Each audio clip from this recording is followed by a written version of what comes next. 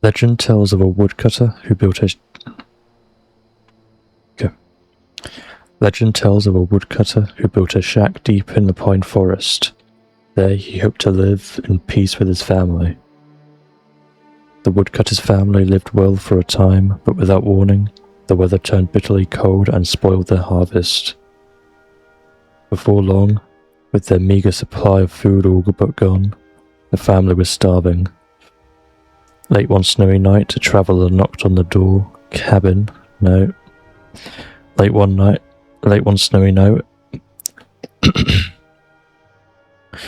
Late one snowy night, a traveller knocked on the cabin door seeking shelter from the biting cold. Always generous of heart, the woodcutter welcomed the stranger into his home, apologizing that he had no food to offer. With a smile, the traveller cast off his cloak to reveal the garments of a mage. As the woodcutter and his family looked on, the mysterious visitor reached into his satchel and withdrew a scroll tied with silver ribbon. No sooner had the wizard unfurled the scroll and read the words aloud, when a great feast appeared from out of thin air. That night, nobody in the woodcutter's cabin went hungry. Day by day, the snow piled up. Every night, the mage produced another scroll from his bag and read the words, each time summoning a new feast.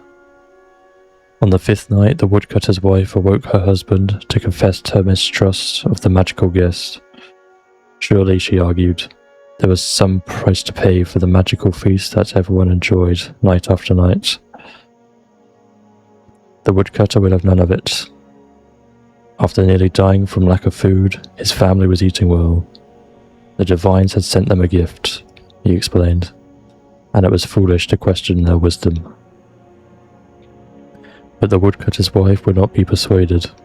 Every night she grew more fearful and more desperate. She was certain that the family had entered a devil's bargain, and the time would soon come when the mage would ask for something unspeakable in return for his gifts.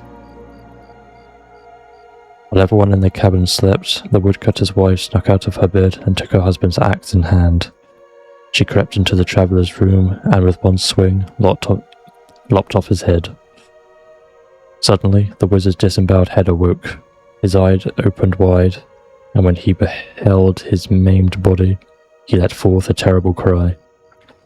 Awakened by the horrified scream, the woodcutter and his children rushed into the room and gasped at the terrible sight of the decapitated mage. With his last grasp of breath, the traveller laid a fearful curse on the woodcutter's wife. After his mortal death, she was damned to rise once again and walk the woods alone, only to burn at the rising of the sun. To this day, those who walk the pine forest late at night tell tales of a weeping woman glimpsed between the trees. She carries a bloody axe, the stories say. And is a terrifying... She carries a bloody axe, the stories say, and is a terrifying to behold. No. She carries a bloody axe, the stories say, and is terrifying to behold.